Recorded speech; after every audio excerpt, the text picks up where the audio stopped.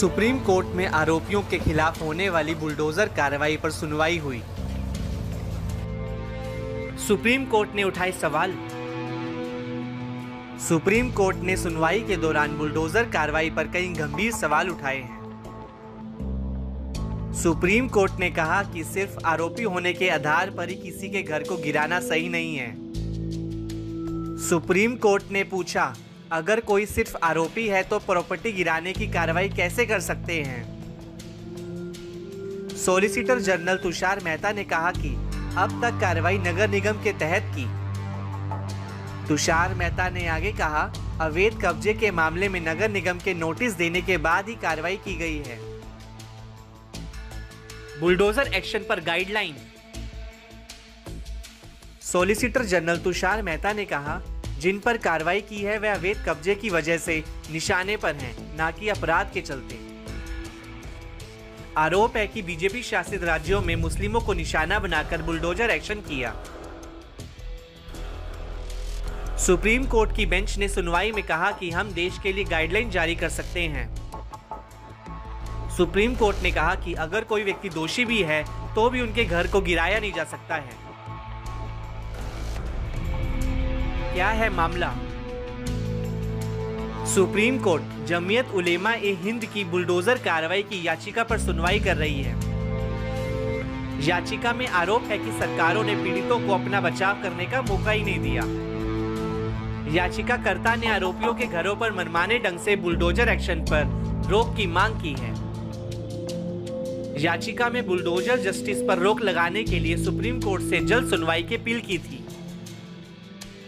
याचिका में यूपी, मध्य प्रदेश और राजस्थान में हाल में हुई बुलडोजर कार्रवाइयों का जिक्र है।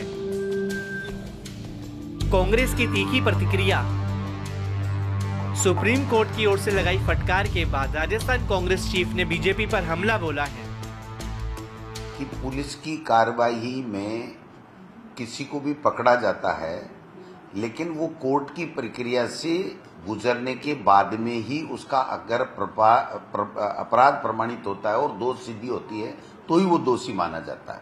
तो ऐसे में जो उत्तर प्रदेश से सस्ती लोकप्रियता के लिए किया गया, या यहाँ पर हमारी राजस्थान में अब जो बीजेपी की सरकार है वो सस्ती लोकप्रियता के लिए कोई भी अपराध घटित होता है और घटित होते ही जो एफआईआर में जो अपराधी नामित होता है उसके घर जाकर के और बुलडोजर चला के उसका जो घर नष्ट कर दिया जाता है। तो ये सुप्रीम कोर्ट ये कह रहा है कि ये कानून के विरुद्ध है और सुप्रीम कोर्ट ने सो मोटो एक्शन लेते हुए अब आज कहा है कि पूरे देश में सभी स्टेट्स में हम ये निर्देश जारी करेंगे कि आप इस तरीके से किसी के खिलाफ भी कोई भी इस तरीके से बुलडोजर नहीं चला सकते।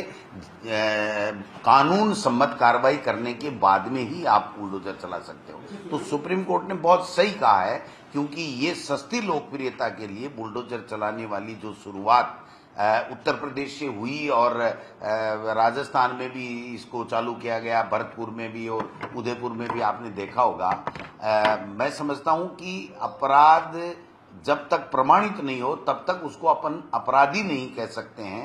उसको अपराध के लिए उसको तत्काल इस तरीके से बुलडोजर चला करके उसको घर को, उसको आशियाना को नहीं उजाड़ा जा सकता। सुप्रीम कोर्ट ने ये भी कहा है कि अगर अपराधी भी होता है, उसकी संपत्ति भी अगर कोई होती है तो उसको भी नहीं तोड़ सकते। ये कानून में नहीं, बिल्कुल सही है। मैं कह रहा हूं ना कि किसी पे आरोप लगने मात्र से वो अपराधी नहीं हो जाता है।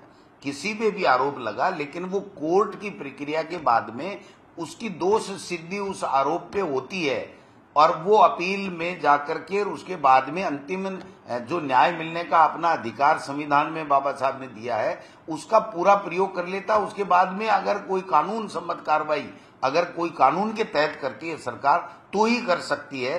इस तरीके से सस्ती लोकप्रियता के लिए चाहे जिसके ऊपर आरोप लग गया और उस आरोप के आधार के ऊपर आप जाकर के वहां बुलडोजर चला करके और उसका जो है वो जीना दूभर कर रहे हो, उसका आशियाना नष्ट कर रहे हो, उसकी बीवी बच्चों को आप बच्चों को तड़पते हुए सड़क के ऊपर छोड़ रहे हो, ये गलत है। और मैं समझता हूं कि जो भी ये कार्रवाइयां की गई हैं, चाहे वो राजस्थान हो चाहे कहीं भी की गई हो, इस तरीके की बिना अपराधी के दोष सिद्धि के उनके खिलाफ भी अब कार्रवाई होनी चाहिए।